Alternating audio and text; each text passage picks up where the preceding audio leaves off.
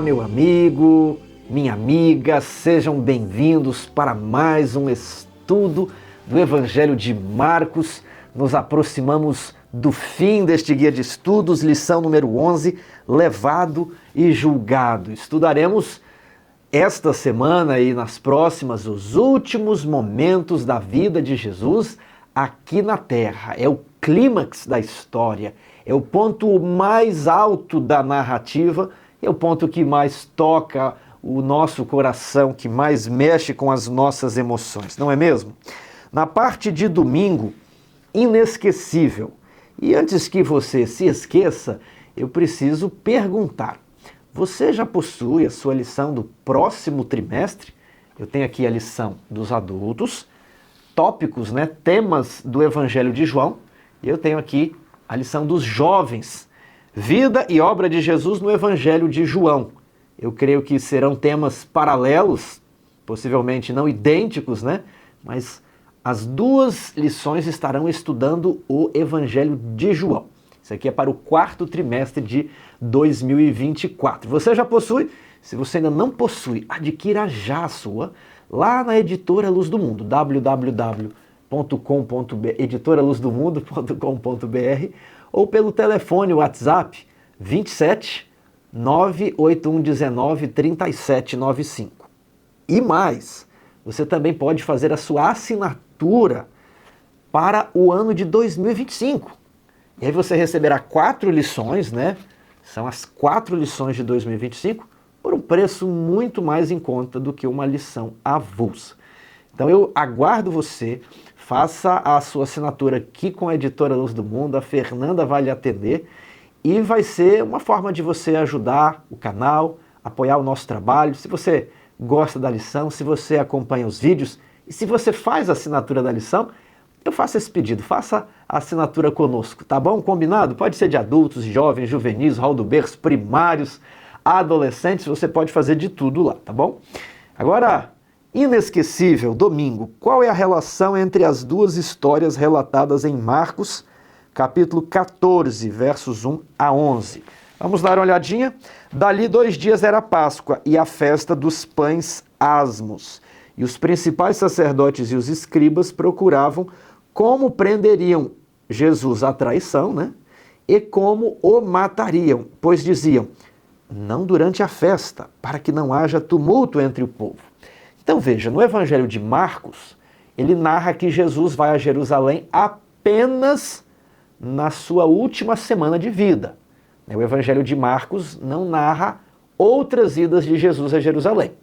Então aqui, olhando o Evangelho de Marcos, nós temos os líderes vendo: olha, Jesus veio aqui, é a nossa chance. E Jesus foi a Jerusalém para quê?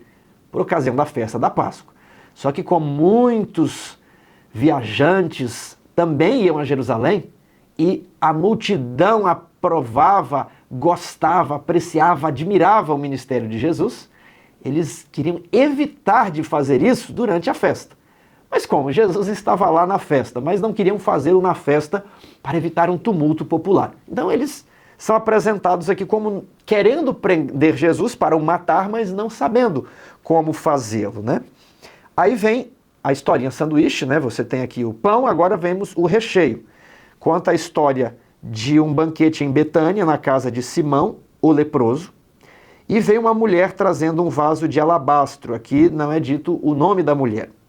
E o perfume era de nardo puro. E ela quebrou aquele vidro de perfume sobre a cabeça e derramou o bálsamo sobre a cabeça de Jesus. E as pessoas ali ficaram indignadas. Para que este desperdício de bálsamo? Nós sabemos que 2 pessoas ficaram contrariadas. Uma delas era o próprio Simão, a outra era Judas. E Judas teria dito: para que esse desperdício? Porque os outros evangelhos dizem que ele era ladrão. E se o dinheiro fosse doado para o ministério de Cristo, quem era o tesoureiro, quem administrava as finanças era Judas. Ele teria oportunidade de desviar esses fundos. Mas como a pessoa deu em natura o presente a Jesus, Judas ficou, não pude passar a mão nesse dinheiro, ele pensou. E ali Jesus percebeu que eles murmuravam contra ela. O perfume que ela havia comprado custava 300 denários. Se um denário era o valor de serviço por um dia, esse perfume custava 300 dias de trabalho, mais que um iPhone, não é mesmo? Aqui, um dia de trabalho é, em média, vamos pensar, R$100. Um dia de trabalho de um trabalhador comum, R$100. Alguns ganham bem mais, né? Mas vamos colocar o mínimo ali, R$100.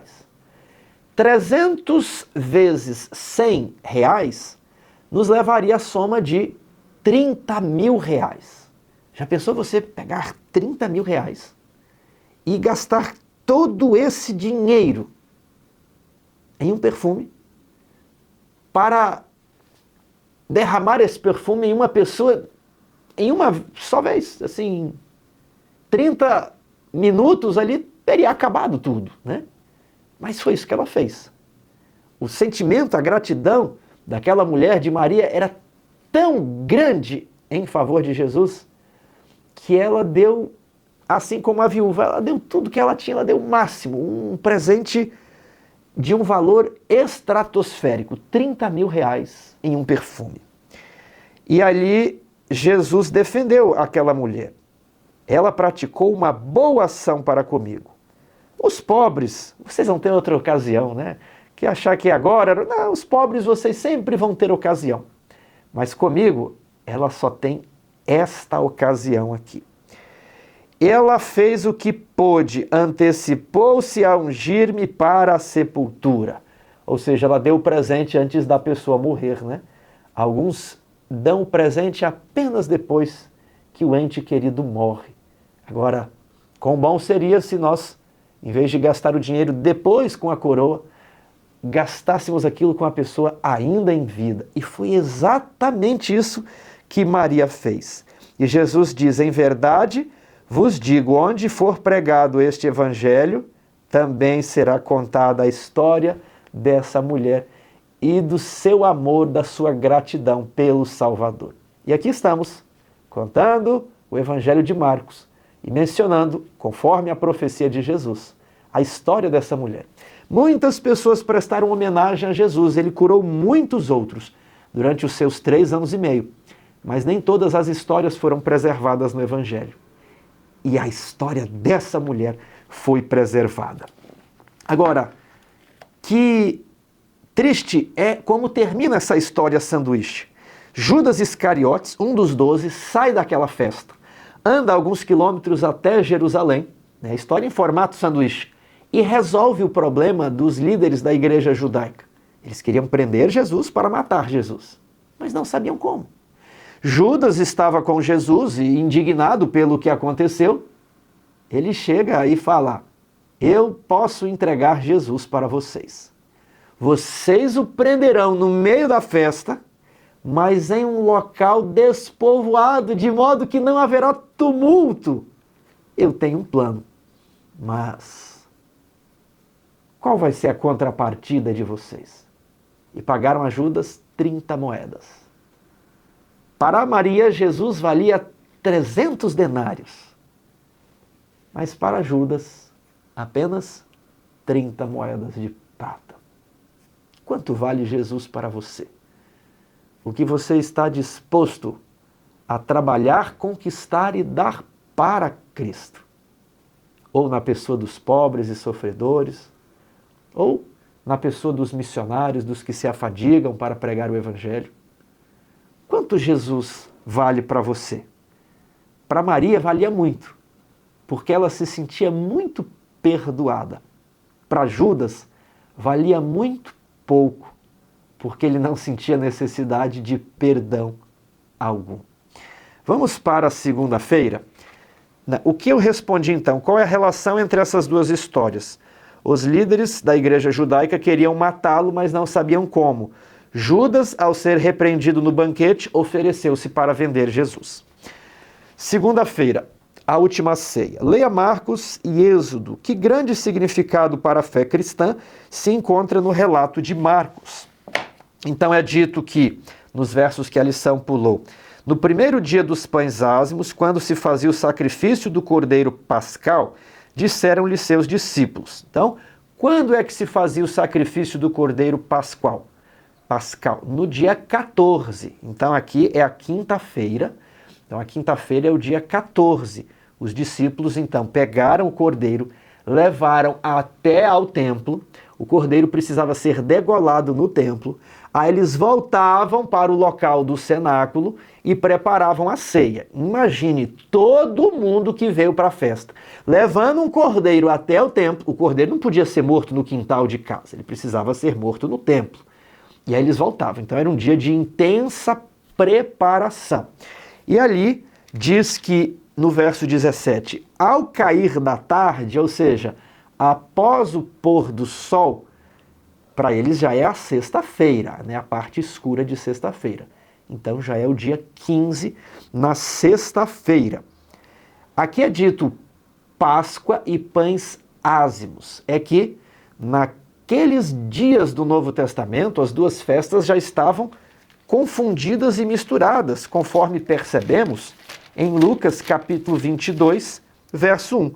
Estava próxima a festa dos pães ázimos, chamada Páscoa. Então, os pães ázimos eram chamados de Páscoa e a Páscoa era chamada de pães ázimos. Como sabemos, então, que o dia de matar o cordeiro era na quinta-feira? Porque o texto de Marcos diz, no dia em que se fazia o sacrifício do cordeiro. Então, aquela quinta-feira era o dia 14, ok? Vamos para o verso 22, que a lição de segunda nos pede para ler. Enquanto comiam, tomou Jesus um pão, e abençoando-o, partiu e lhes deu, dizendo, tomai, isto é o meu corpo. A seguir tomou Jesus um cálice, e tendo dado graças, o deu aos seus discípulos, e todos beberam dele. Então lhes disse, isto é o meu sangue, o sangue da nova aliança, derramado em favor de muitos. De onde que vem esse simbolismo aqui? Vamos entender o que aconteceu, primeiramente, indo lá em Êxodo capítulo 24. Êxodo capítulo 24, aliás, aqui na Bíblia, né? É o estabelecimento da antiga aliança. Aquela aliança que é também chamada de Lei de Moisés. Diz aqui, ó, Êxodo 24, verso 4. Moisés escreveu todas as palavras do Senhor aonde? Verso 7. No livro da aliança. E no verso 7 o que o povo respondeu? Tudo o que falou o Senhor faremos e obedeceremos. Então Moisés escreveu todas as palavras, os termos do contrato em um livro e propôs aquele livro para o povo concordar ou não com aquele contrato. Aqui no verso 6 diz que ele faz um sacrifício e ele tomou metade do sangue e pôs sobre bacias. E ele pegou o sangue, aspergiu assim, né? Bota um pouco dos dedos e joga umas gotinhas sobre o contrato, sobre o livro, assinando o livro, e depois ele asperge aquelas gotículas sobre o povo. E olha o que Moisés diz: eis aqui o sangue da aliança que o Senhor fez convosco a respeito de todas estas palavras. E o que o povo faz? No verso 11, comeram e beberam. Uma ceia. Olha só. Então aqui em Êxodo 24, nós temos a afirmação de um contrato, a antiga aliança. Nós temos o livro da lei de Moisés e nós temos também uma ceia. Jesus, na posição de o novo Moisés, ele faz uma ceia com os seus discípulos. E ele, utilizando-se do simbolismo do suco de uva, ali fala vinho, mas vinho pode ser ou o vinho alcoólico ou o suco de uva. Hoje não se fala mais vinho para suco de uva. Mas quando essa Bíblia foi traduzida, era costume, algumas décadas atrás no Brasil, chamar suco de uva de vinho. Então, suco de uva puro, não fermentado, Jesus ofereceu, né, como símbolo do seu sangue, que é derramado para remissão de pecados. E ele fala o quê? Eis aqui o meu sangue, o sangue da nova aliança. Jesus então estava ratificando a nova aliança com o seu sangue. Quem quiser aprender mais sobre as alianças, nós temos uma série de estudos aqui chamada Teologia das Alianças. Ali eu explico em detalhes essa cena, esse paralelo entre Êxodo 24 e a ceia, a Páscoa de Jesus e os seus discípulos, né? Então, ao passo que Moisés, na figura de mediador da antiga aliança, ele propõe os termos para o povo, Jesus, como mediador da nova aliança, propõe os termos da nova aliança para os seus discípulos. Isso nos lembra lá de Daniel 9:27, e diz que durante uma semana fará firme aliança com muitos, e na metade da semana o Messias seria morto, mas ele faria firme aliança, e aqui o Messias está fazendo a firme aliança. Moisés fez sacrifícios de animais, Jesus ofereceu o seu próprio sangue, o sangue de Deus. Então essa imagem é teologicamente importante, porque ao passo que Moisés subiu ao monte, recebeu instruções de Deus e passou a ensinar o povo, Jesus, no início do seu ministério, sobe ao monte, recebe instruções de Deus e passa a ensinar ao povo. Moisés é o mediador da antiga aliança, Jesus é o mediador da nova aliança. A antiga aliança foi escrita na pedra, no papel. A nova aliança, que é muito mais exigente, que é muito mais profunda, ela é escrita no nosso coração, por meio do Espírito Santo. A antiga aliança não tinha capacidade de regenerar o pecador, porque o sangue de animais não tem poder. Mas a nova aliança, que derramou o sangue de Cristo, pode regenerar os seus neurônios, que talvez foram danificados por uma prática errada, por causa do pecado. Ela pode limpar a sua mente de pensamentos impuros, pode habilitar você a obedecer todos os mandamentos, ainda que você tenha pouco domínio próprio. O sangue do Cordeiro pode reabilitar você a ter músculos espirituais, o que o sangue de um animal jamais poderia fazer. Pois bem, Jesus, ele termina aqui essa ceia e diz que ele não mais beberia suco de uva até se encontrar conosco. Jesus está esperando, então. Já pensou? 2000 anos sem beber suco de uva? Em verdade vos digo que jamais beberei do fruto da videira, até aquele dia em que hei de beber novo no reino de Deus. Ele está lá esperando. Ele quer brindar um copo de suco de uva com você. Tendo cantado o hino, saíram para o Monte das Oliveiras. Eu imagino o dia que nós nos assentarmos na mesa e Jesus falar: quanto tempo eu esperei para novamente cear com os meus amigos. Ele vai olhar nos seus olhos e dizer: finalmente, estamos juntos outra vez. O meu filho querido retornou ao Éden.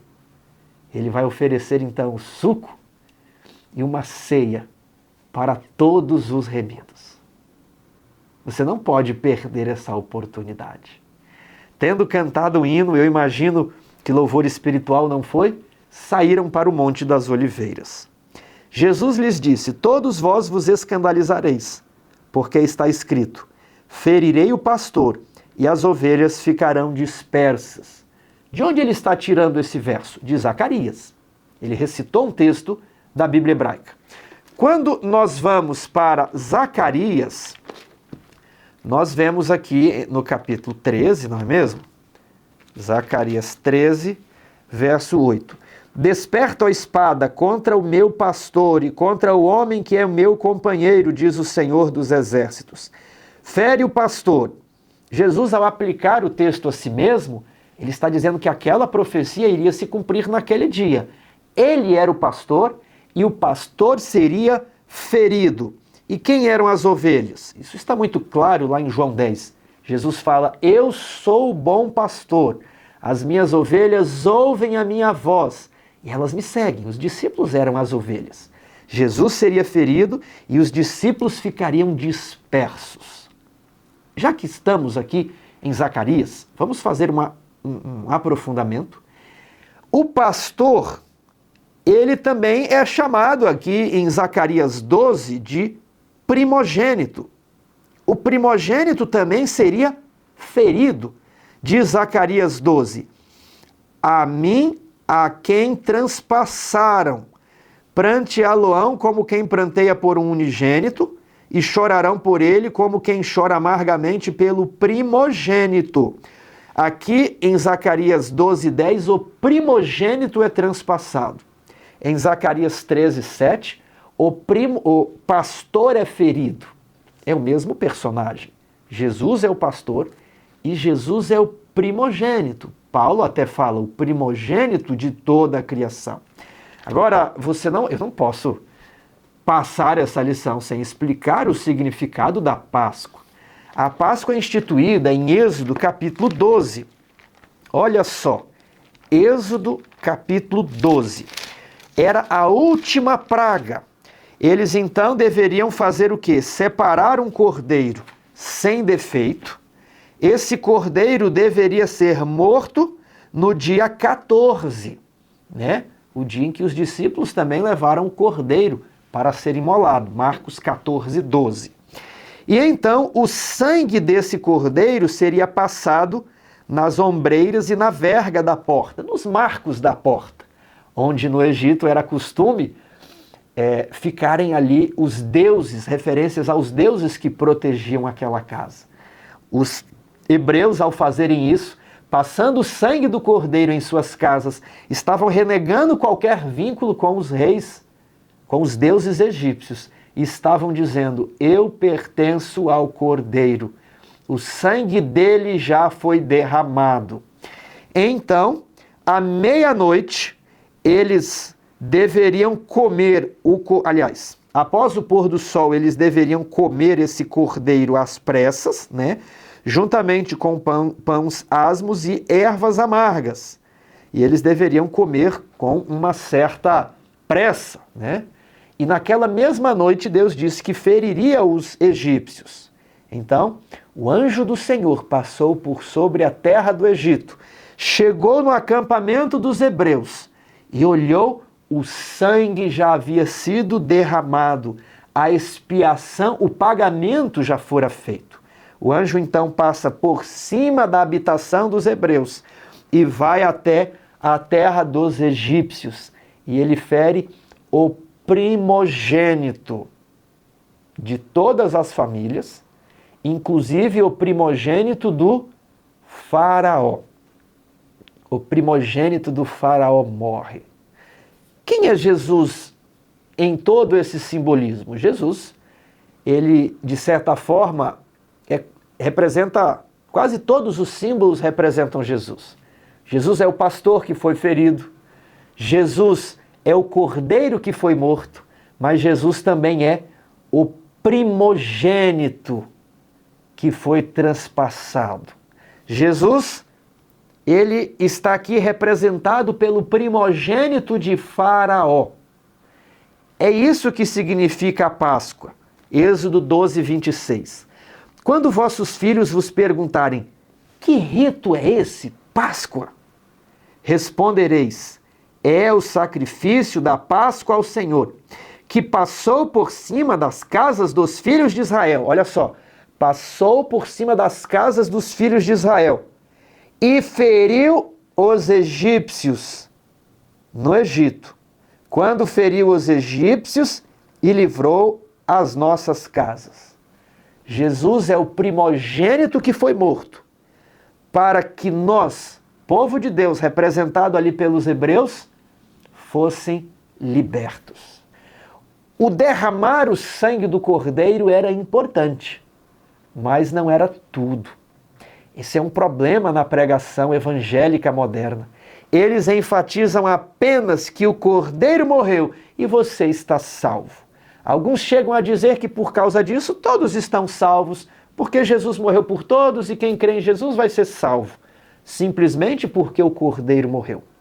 Outros, de linha calvinista, chegam a dizer que Jesus não morreu por todos, mas só morreu pelos eleitos, porque se ele tivesse morrido por todos, todos iriam para o céu.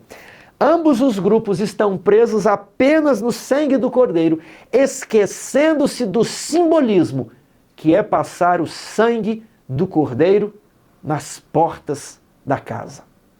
Derramar o sangue representa o perdão dos pecados, e ele morreu por todos.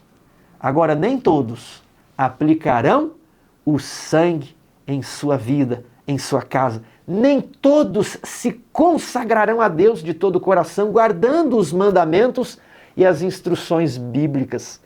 Então, ao passo que o sangue significa aqui o perdão, derramar o sangue, o perdão, a justiça da fé, passar o sangue na porta da casa simboliza as obras, a santificação, a vida de obediência. Não dá para só ter uma vida de obediência a obras se o cordeiro não foi morto e o seu sangue não foi derramado. Você não teria sangue para passar na porta da sua casa. Mas também não dá para só derramar o sangue e não passar na porta de casa. Vários cordeiros morreram na terra de Gósen, onde os israelitas estavam. Mas isso não beneficiou os egípcios, que não haviam aplicado o sangue do cordeiro em sua vida. Você precisa de fé e você precisa das obras. Você precisa da salvação e você precisa da santificação. Esses dois símbolos são muito importantes e é isso que quer dizer que o primogênito foi transpassado. Jesus simbolizava então em Zacarias o primogênito do faraó. A maldição passou por cima das nossas cabeças. Nossas quem? Nós que temos o sangue do Cordeiro derramado e aplicado na porta do nosso coração, na testa, na mão direita, o selo de Deus. Aqui estão os que guardam os mandamentos de Deus e têm a fé de Jesus, salvação e santificação, e feriu a Cristo, o pastor, o primogênito, o Cordeiro que foi morto desde a fundação do mundo, para que eu e você pudéssemos ter uma nova chance, se aplicarmos o sangue desse Cordeiro na nossa vida. Muitos ensinamentos importantes. Jesus, então, ele comemora a Páscoa, vai para a cerimônia de lava-pés e depois volta para a mesa, oferece o suco de uva, o vinho e o pão sem fermento. Essa é a cronologia do ritual. A Páscoa será substituída e aí nós temos o lava-pés e a Santa Ceia como a lei cerimonial que devemos comemorar, celebrar hoje, lembrando da salvação, do sangue derramado em favor para perdão dos nossos pecados e do pão que simboliza a carne de Cristo, a palavra de Deus. Nem só de pão viverá o homem, mas de toda a palavra que sai da boca de Deus, que deve ser internalizada em nossa vida, assim como o sangue era passado nas vergas das portas dos hebreus. É um simbolismo muito amplo, muito profundo, mas que nos mostra que o evangelho verdadeiro está lá em Apocalipse 14, 12, fé e obras. Aqui estão os que guardam os mandamentos de Deus e têm a fé de Jesus. Sangue derramado, sangue aplicado. Agora vamos para terça-feira, Getsêmani.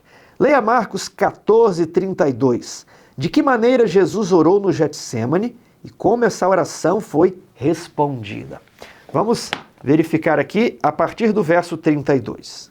Então foram a um lugar chamado Getsêmani. No Monte das Oliveiras havia muitos pés de azeitona, oliveiras, e havia alguma prensa onde nas redondezas Jesus foi. Aquela região do Monte das Oliveiras se chamava Getsêmani. E levando consigo Pedro, Tiago e João um pouco mais adiante, começou a sentir-se tomado de pavor e angústia. Talvez eu estou falando a alguém que sofre de pânico. Talvez eu estou falando para alguém que sofre ansiedade, angústia, alguém que tem depressão. Jesus foi como um de nós. Jesus sentiu o que nós sentimos para ser o nosso perfeito substituto. Jesus sentiu pavor e angústia. Ele foi um de nós. Você não se sente confortado em saber que ele sentiu pavor e angústia? Não por causa que ele tivesse algum pecado, mas porque o meu pecado e o seu pecado, aquela culpa, aquela angústia que nós sentimos quando quebramos a lei de Deus, foi posta sobre ele. Ele não sentiu apenas a angústia que eu e você sentimos. Ele sentiu o pavor e a angústia de todos os seres humanos ao mesmo tempo. E por isso ele compreende você quando você sente pânico, quando você sente ansiedade. Ele te compreende, porque ele já sentiu o mesmo. E ele disse: a minha alma está profundamente triste, até a morte. Ficai aqui e vigiai comigo. Salvador parecia sempre cheio de luz da presença de Deus, mas agora parecia excluído dessa luz. O seu vigor e a sua alegria parece que desapareceram e deram lugar a uma tristeza de morte. Como ele precisava de apoio e consolo naquele momento. Adiantando-se um pouco, prostrou-se em terra e orava para que, se possível, lhe fosse poupada daquela hora. Sabe qual era a oração de Jesus? Senhor, tem como não continuar? É possível alterarmos o plano, mudar a rota? A prova é grande demais. Eu temo não resistir. Eu tenho medo de não conseguir. Jesus era humano e orou assim: Pai, se possível, se for da tua vontade, muda o plano. Me livre desse momento.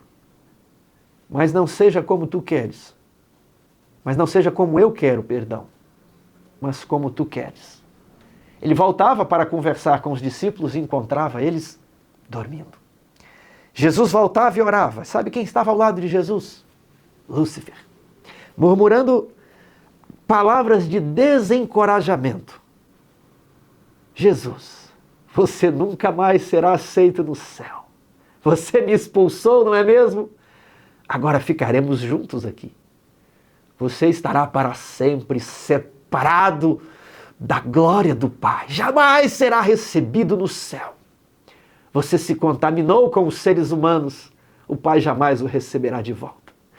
E Jesus se agarrava àquela relva, ao solo, temendo ser separado da terra, enquanto o orvalho gelado molhava suas vestes, o seu cabelo. Ele orava: Pai, por favor, mude o plano. Ele não conseguia ver para além dos portais do sepulcro. Ele não sabia se ressuscitaria. Ele sentia que naquele momento todos os nossos pecados foram postos sobre ele. No mesmo momento em que o anjo passava por cima do povo de Deus e a praga era derramada sobre o primogênito, naquele mesmo momento, Jesus sentia a ira de Deus e sentia-se esmagado, pisado, ferido por causa das nossas iniquidades. Ele é o servo sofredor, o pastor ferido, o primogênito transpassado, a ovelha imolada, degolada. E ele chega a suar gotas de sangue, porque ele sentia pavor e angústia. E ele pedia algo para Deus, e Deus não respondia sim. Deus oferecia a taça. Passa de mim esse cálice. O que havia no cálice? A ira de Deus contra o meu pecado. Sabe aquelas coisas feias que você viu semana passada? Aquelas palavras, a sua ira. Quem sabe um adultério. Quem sabe um assassinato. Quem sabe palavras, uma fofoca. Aqueles pecados. Pois é, foram esses pecados que fizeram Jesus suar sangue. Foram esses pecados que fizeram ele tremer a ponto de não ter certeza que iria voltar para o céu, que seria aceito na glória, que ressuscitaria ao terceiro dia. Por isso ele pede para o pai: por favor, eu não quero beber a taça. Mas o pai insiste e por fim ele toma todo o líquido da taça. A ira de Deus completa é derramada e o pai esmaga, porque Isaías 53:10 diz que agradou a Deus moê-lo, fazendo enfermar. Os nossos pecados estavam sendo pagos, quitados, satisfeitos ali no Getsêmani. Jesus cai como morto. Não restou nele força alguma. Um anjo do céu, enviado para fortalecê-lo, dizem os demais evangelhos. Ele se levanta, encontra os outros dormindo. Verso 41. Ainda dormis e repousais? Basta. Chegou a hora. O Filho do Homem está sendo entregue nas mãos dos pecadores. Levantai-vos, vamos.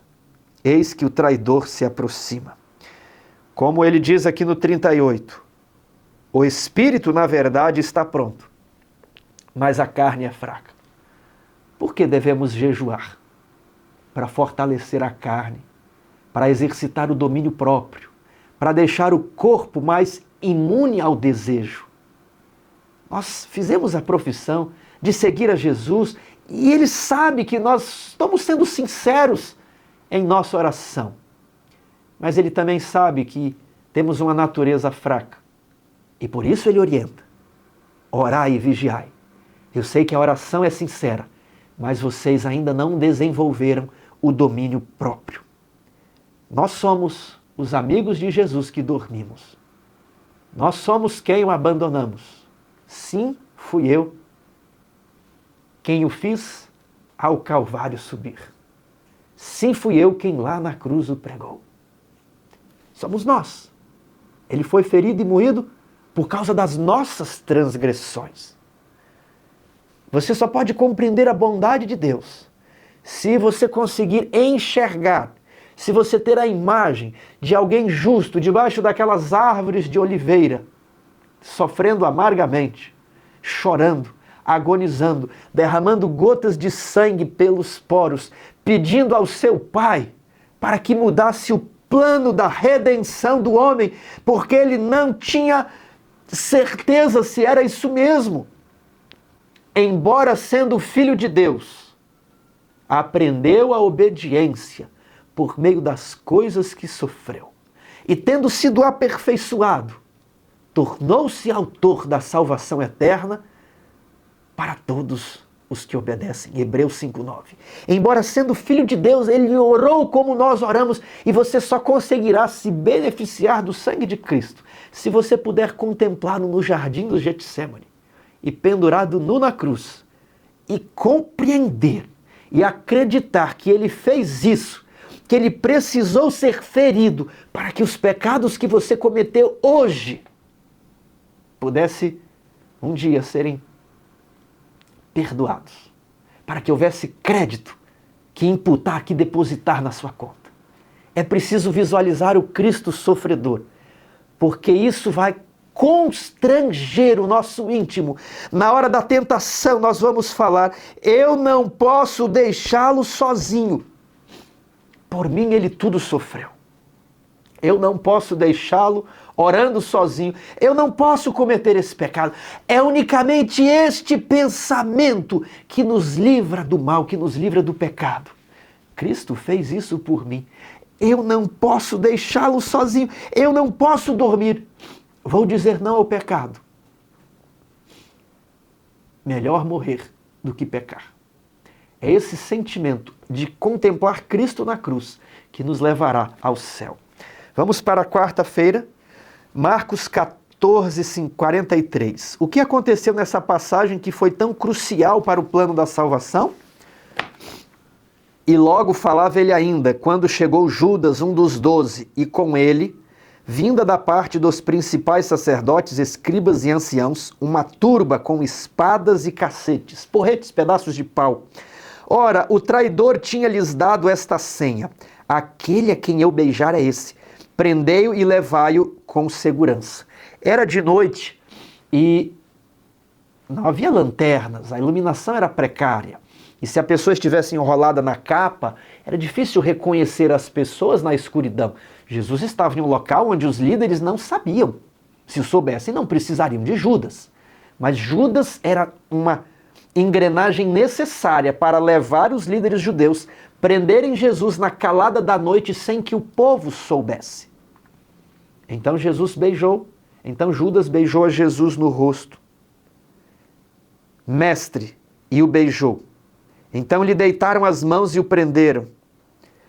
Nisto, um dos circunstantes, sacando da espada, feriu o servo do sumo sacerdote e cortou-lhe a orelha.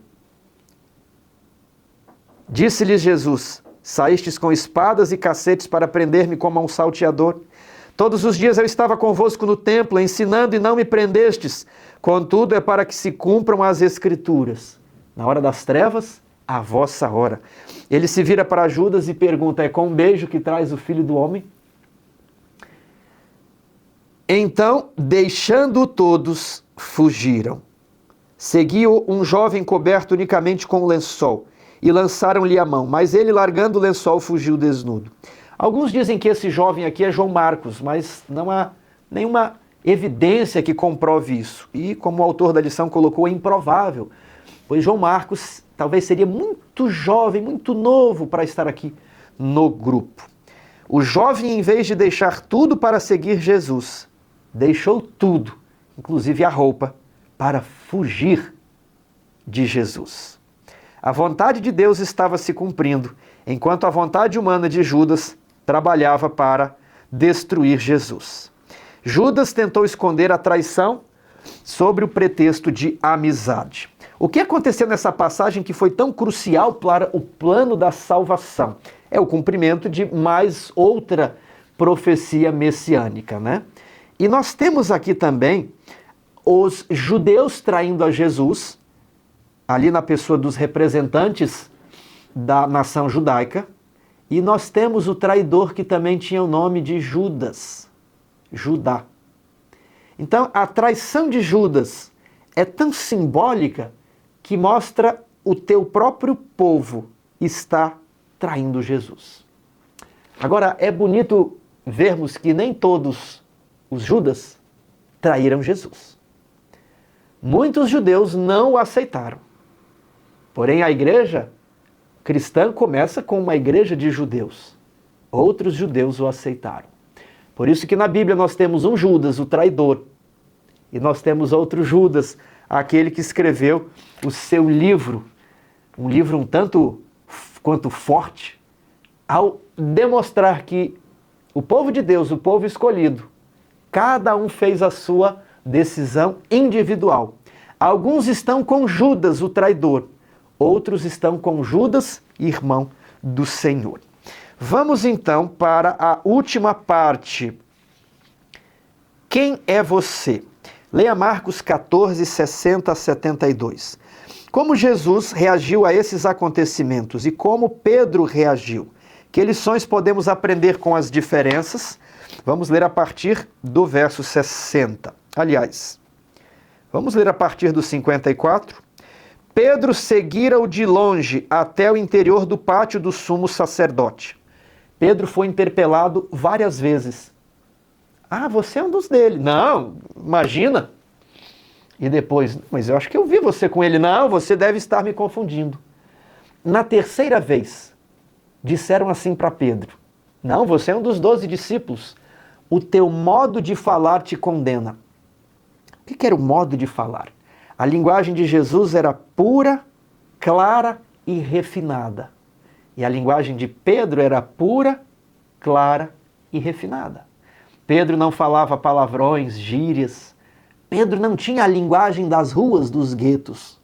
Pedro tinha uma linguagem que denotava um servo de Cristo, alguém puro, sem dubiedades, né? E então eles perceberam que Pedro falava direitinho e falaram: teu modo de falar te condena. E Pedro então passou a falar palavrões. Mateus diz que ele praguejou. Ele negou a Jesus. Não sabemos. Quem sabe xingou até o próprio Jesus. E nesse momento Jesus estava lá dentro, fazendo o quê? Sendo interrogado. Mas as testemunhas não eram coerentes. Olha o 58. Nós o ouvimos declarar: eu destruirei este santuário edificado por mãos humanas. Jesus não falou isso. E em 3 dias construirei outro, não por mãos humanas. Mas nem assim o testemunho deles era coerente. Se dependesse das testemunhas, Jesus não ia morrer nunca. Levantando-se o sumo sacerdote no meio, perguntou a Jesus por meio de... Não, perguntou aqui. Nada respondes a estes que depõem contra ti? Jesus falou assim: vamos apressar isso. Jesus não respondeu nada. Jesus ficou sem defesa, para tentarem de algum modo condenar um homem justo.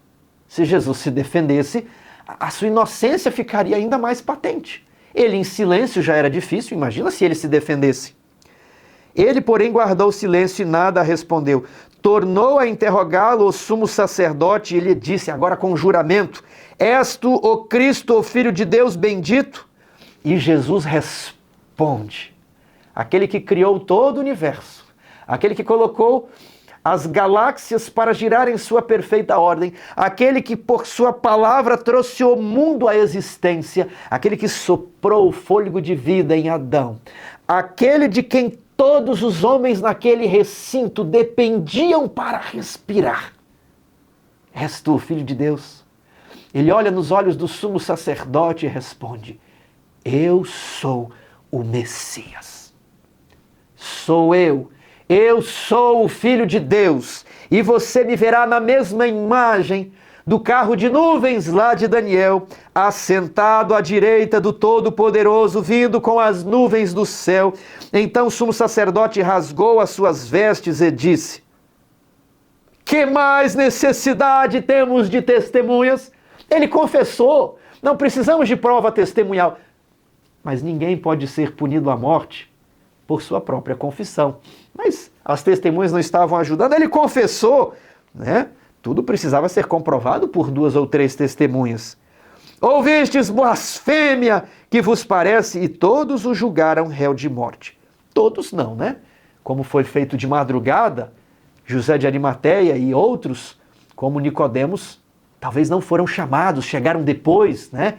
Não foram avisados desse julgamento que foi errado, que foi fora do devido processo legal, de madrugada. Não poderia haver julgamento de madrugada, de repente, né?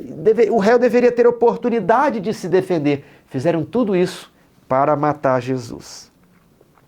E estando Pedro embaixo no pátio, veio uma das criadas do sumo sacerdote, vendo Pedro, que se aquentava, fixou e disse: tu também estava com Jesus o Nazareno?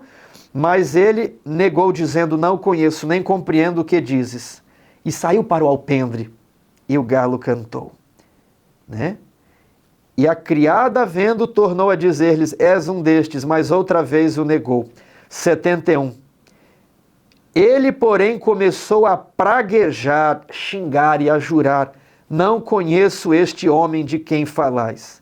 E logo o galo cantou pela 2ª vez. Então Pedro se lembrou da palavra que Jesus dissera. Pedro havia jurado: eu vou até o fim contigo. Vou defendê-lo, eu posso morrer. Pedro saca a espada e tenta impedir a prisão de Jesus. Mas logo Pedro foge. Tudo que Pedro conseguiu fazer foi cortar um pedaço de orelha. E Jesus diz o que para Pedro? Embainha a tua espada, Pedro. Aqueles que lançam a mão da espada pela espada perecerão. Jesus havia avisado Pedro que ele mudaria tão rápido de posição que antes do galo dar 2 cantadas ele já conseguiria negar Jesus 3 vezes. Aqui é uma força de expressão. O galo não vai nem cantar muito, você já vai ter me negado 3. O galo canta 2, e o galo canta bem cedinho. Ou seja, não vai demorar muito, você vai me negar. Ao negar Jesus, Pedro confirmava que ele era o Messias. E eu pergunto para você: você já negou a Jesus? Por meio de palavras, atos, pensamentos? Talvez você se sente muito mal, fica sem vontade de orar, fica sem falar com seu pai, sua mãe, seu cônjuge. E às vezes você pode pensar que Deus, ele tem uma face irada contra você. Ele não tem essa face. A face da ira foi derramada sobre Jesus, para que para você resplandecesse a face do amor de Deus. No momento em que Pedro começa a xingar no pátio, Jesus estava lá dentro da sala. Jesus se desvia daquele julgamento enfadonho e por meio da janela entreaberta, os olhos de Jesus se cruzam com os olhos de Pedro, que havia ouvido o galo cantar. E Pedro se lembrou da predição de Jesus. Pedro se sentiu tão envergonhado. Mas ao olhar os olhos de Jesus, Pedro não encontrou reprovação do Mestre. Pedro não encontrou um olhar, eu te avisei. Pedro não encontrou um olhar julgador, mas ele encontrou um olhar de amor. Um olhar de restauração. Pedro se sentiu tão mal. Pedro chorou amargamente. Pedro saiu dali, talvez pensando no pior, assim como Judas. Judas se enforcou, mas o olhar de Jesus, um olhar de amor, impediu que Pedro fizesse o pior. Todos dois traíram Jesus. Jesus tentou salvar Judas até o último minuto durante a Santa Ceia. E Jesus também tentou salvar Pedro. Pedro creu em Jesus e aceitou o seu sacrifício. Judas, jamais. Você já negou a Jesus? Ele olha para você com um olhar de amor e carinho, conhecendo a fraqueza da carne, mas desejando que você seja restaurado pelo sangue dele.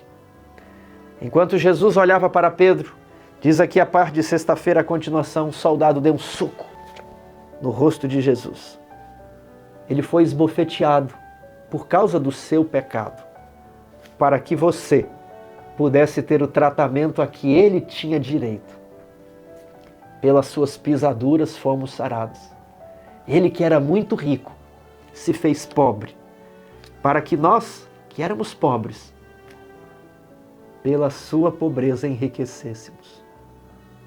Ele que era justo, tomou sobre si as nossas injustiças, para que nós tivéssemos acesso à sua justiça, a qual não tínhamos parte. Expulse a dúvida do seu coração. Não sofra a culpa. Ele pagou o seu pecado. Você precisa aceitar o que ele fez e passar o sangue nas portas do seu coração. O primogênito já foi ferido. A maldição passou por cima da sua cabeça. Outro bebeu a taça da ira por você. Agora você deve viver uma vida de obediência, assim como Pedro. Você será testado naquilo que você mais tem medo. Você será testado no seu ponto fraco. Jesus perdoa você. Jesus perdoou Pedro. E sabe qual foi a última prova de Pedro? Ele foi amarrado como Jesus foi amarrado. Ele foi espancado como Jesus foi espancado. Ele foi crucificado como Jesus foi crucificado. Mas diz a história que ele não se achava digno do Mestre. Ele pediu para ser crucificado com a cruz de ponta cabeça, de cabeça para baixo. Não mais fugiu, não mais negou a Jesus, não mais praguejou, mas demonstrou que ele havia sido perdoado e que Jesus lhe dera um novo coração. Ele não mais tinha medo da morte, porque a morte de Jesus lhe assegurava que para sempre os portais da vida eterna lhe estariam abertos, mesmo que morresse crucificado de cabeça para baixo. Ele também te perdoa. Não temas. Você está salvo, perdoado. Mas agora, assim como Pedro, abandone os seus antigos pecados. Vença as provações, as dificuldades e entregue toda a sua vida por amor, para divulgar o Evangelho de Cristo, para que outros recebam as boas novas da salvação. Sinta-se perdoado, sinta-se salvo e que Deus o abençoe.